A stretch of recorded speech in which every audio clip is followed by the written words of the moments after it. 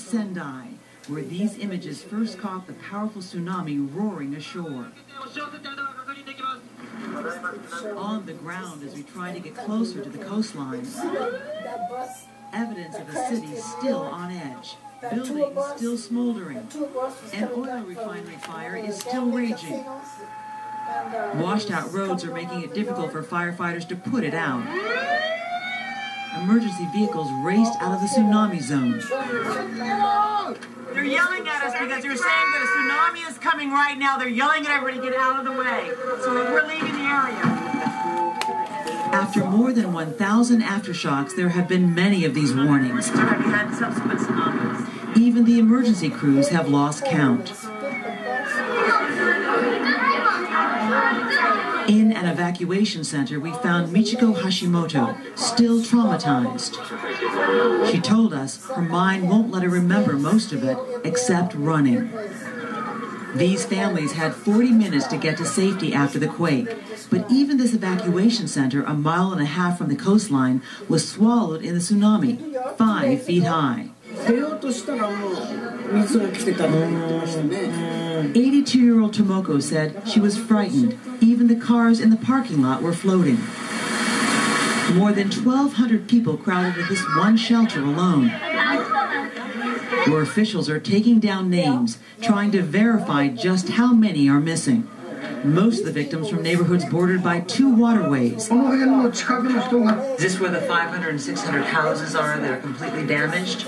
The wave moved entire houses, dumping them alongside a river. Families trying to stay informed as the government broadcasts a message that the people will be safe. You've been here for 4 days? 3 days? But even among people who fear they've lost everything, is everyone in your family okay? there are those counting their blessings, putting on a brave face, focused on a future that is hard to foresee. On Japan's northeastern shore, whole villages and towns have been literally washed away. Alex Thompson of Britain's Channel 4 traveled to perhaps one of the worst hit. The offshore islands and the beaches were renowned. Minamisanriki itself famed for its festivals across the calendar. Now, one date, Friday, March the 11th, 2011. The day Minamisanriki was obliterated. The destruction here, they say, worse than anywhere else in Japan. 95% of the town gone. And all by a huge tsunami of 30 or 40 feet. It ploughed over the roofs of these 4-story tower blocks. After miles of country unaffected by earthquakes, you come to it with immediate effect. Past the police checkpoint, and the silence strikes you.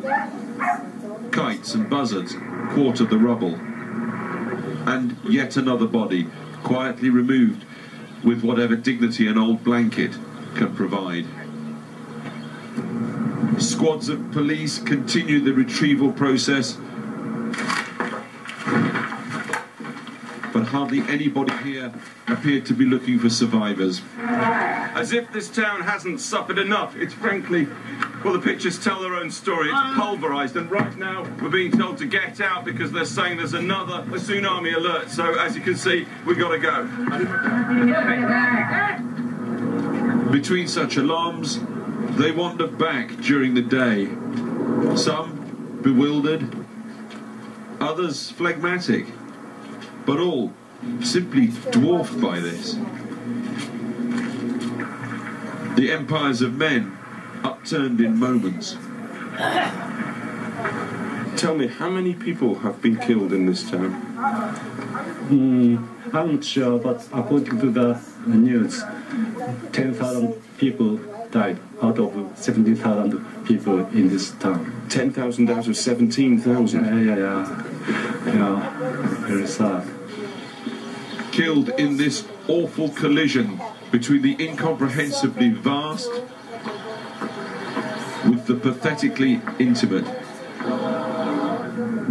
The sheer force and scale of it's hard to take in. Hundreds of thousands of tons of salt water and debris rushing up this valley, filling it 40 feet deep at 15-20 miles an hour. Look at it, canals reformed, embankments gone, harbour walls obliterated.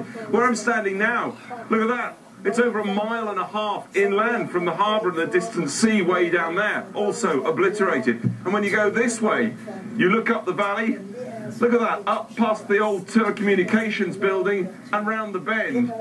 And the debris goes on round that bend for at least another mile.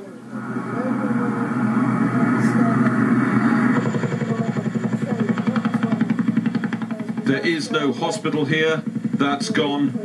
So serious injuries must be flown out with the Japanese Defence Force. The waiting can be simple, undignified even, but there's a real sense of a community pulling together in all this. And astonishment that the outside world should care. At the school, a woman hugged us and said, "I can't believe you've come all the way from England for this." Pulling together too, behind the school gym. Delicate work this, the bureaucracy of death, identifying bodies and sending them on for their funerals. This is a small town. They know these people. These 9 more bodies, this time from a building just next door to the high school, the Old People's Home. Uchida Takina's a restaurateur in town, or he used to be. As he put it, there's nothing left now except the concrete base.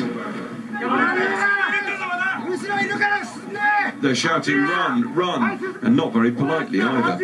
It's another tsunami alert.